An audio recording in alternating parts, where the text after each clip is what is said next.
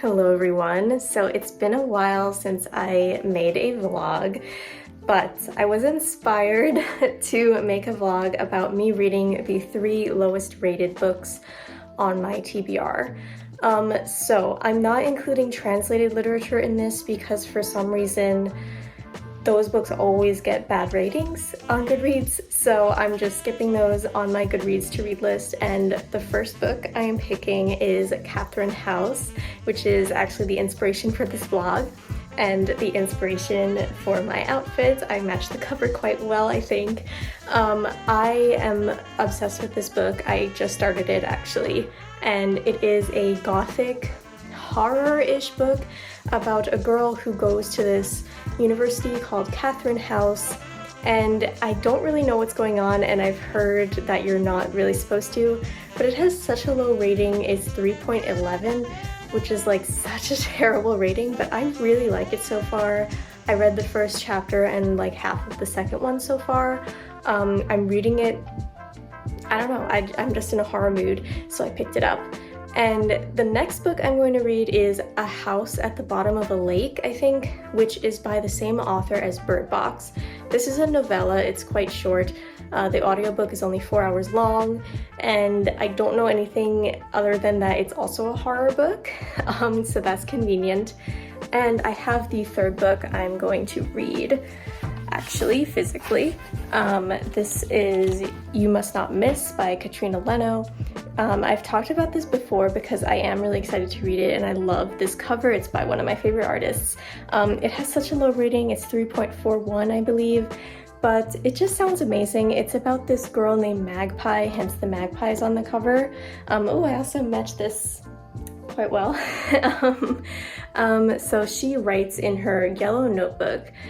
She starts writing in it the day after her father left, and she gets into a lot of difficult situations. I know that this has a lot to do with sexual assault and like coping mechanisms and things like that, but also female revenge, and I'm very much here for that. It's also quite short, so this vlog is going to be pretty easy, thankfully. So yeah, I am going to continue listening to the Catherine House audiobook and update you, and today I'm going to a cat cafe, so you'll see some of those clips.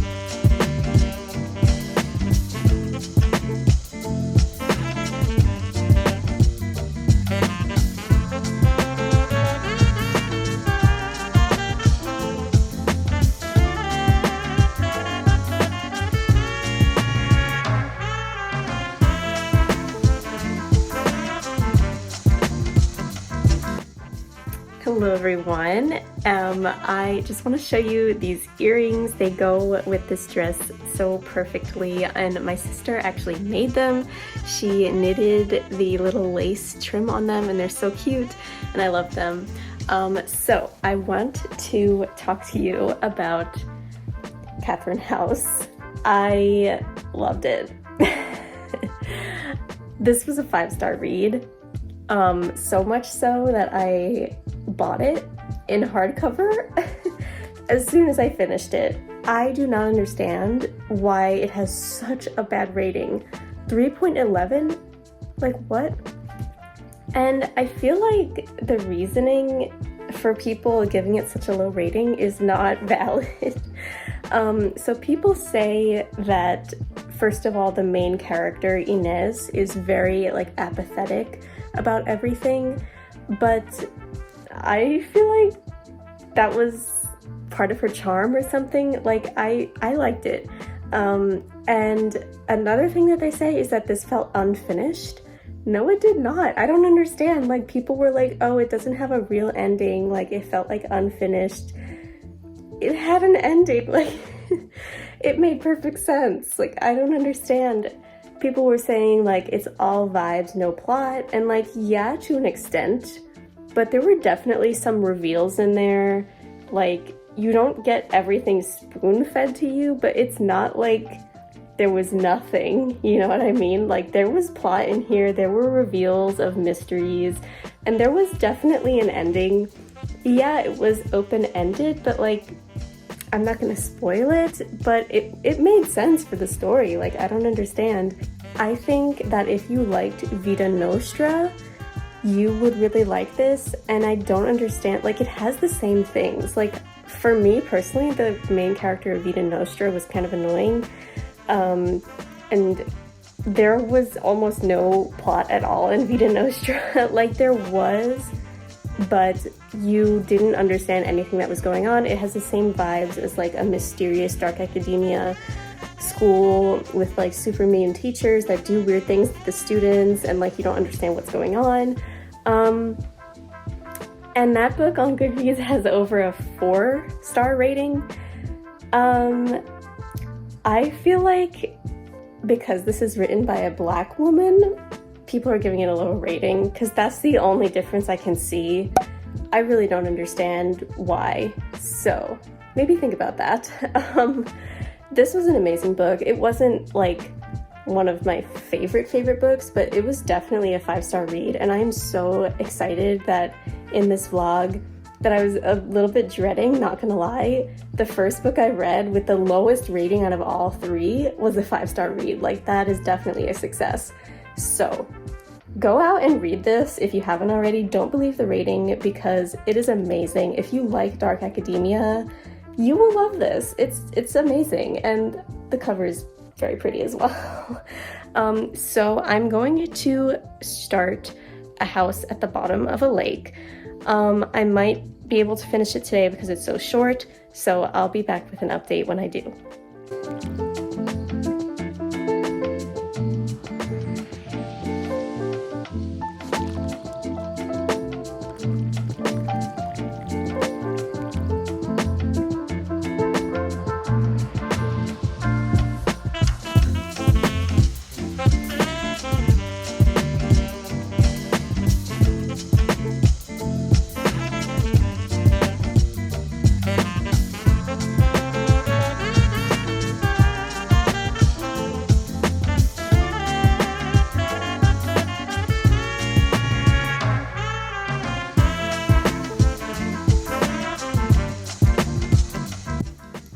Hello, so I am here with my thoughts on A House Under a Lake.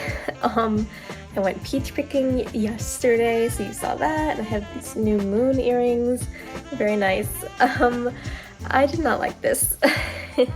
I think that it wasn't the worst thing I've ever read, but I didn't feel like it was scary. Like there was so much potential in it, and it just fell super flat. Like the idea of there being a house underneath this lake and like this super mysterious house with like its own physics and gravity and stuff was so intriguing, and it could have been amazing, but it just wasn't. One thing I did not like is the premise is that there are these two 17-year-olds who are going on their first date, and that's where they find this house. They go out canoeing and they find it. I did not like that their relationship was such a big focus of the book. I feel like that could have been the beginning, and then like it could switch and just like not focus on that and instead become a full-fledged horror book, but instead it felt more contemporary fantasy almost, because it had so much focus on their relationship. I also, like, I know they're 17, but I did not like the fact that it focused so much on them losing their virginity together. Like, it just felt weird and creepy to me, for a grown man to be writing about that. Like, no, that's just my personal feelings.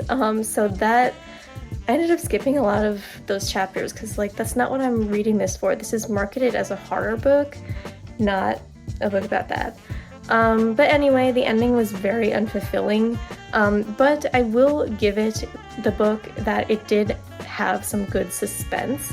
Like, throughout the book, I kind of kept reading because I wanted to know what was going on with the house, so I will give it that.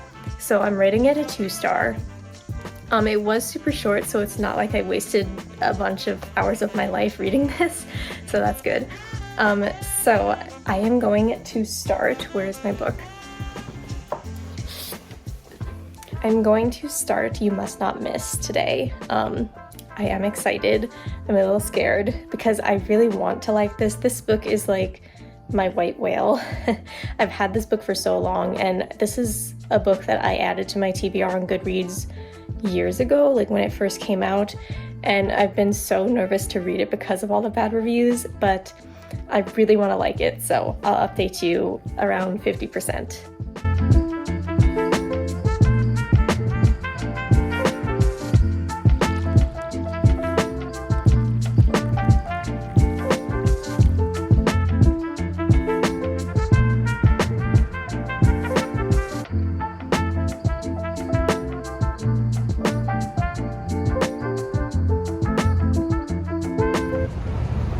Hello everyone, I just got this snake ring and I wanted to show it off to you. I lied when I said I would be back at 50% of You Must Not Miss because it was a short book and I finished it. I'm giving it 4 stars. I really liked it. It was incredibly dark. I really related to Magpie in a lot of ways. She was ruthless and a very complicated individual. I really liked her character. I don't, like, a lot of the complaints I'm seeing, it's not that this book, like, people hate, they just give it an average rating, so it has an average overall rating of 3.41. I really liked it. I didn't give it 5 stars because I just felt like I wanted more from it. If it had like an extra 50 pages or 70, even better, I would have probably really loved it and given it 5 stars like Catherine House. I thought it had such great potential. I really loved the fact that there was like a little quasi-romance going on between Magpie and a trans boy at her school. I thought that was a lovely addition and was done really well. I will say that this obviously has a lot of content warnings, like alcoholism, and a lot of other things, sexual assault, things like that. It was really good. It was really well done, and it felt very realistic, even though it was like a contemporary, not fantasy really, but there were fantastical elements in there. I just thought it was really good, really creative. I just wish it was longer because I loved Katrina Leno's other book, Summer of Salt, which was, I think, a little bit longer. It just felt like there was a little bit more depth in it. I love the themes that she chose, and her writing is great. Her characters are great. I just really wish it were longer so we could have gotten a little bit more depth out of it. But all in all, I think this book was really great. I'm very glad I finally read it, and I don't think it deserves such a low rating on Goodreads. So thank you so much for watching this vlog. If you enjoyed, please like this video and leave a comment down below what your lowest rated favorite book is. I'm really curious.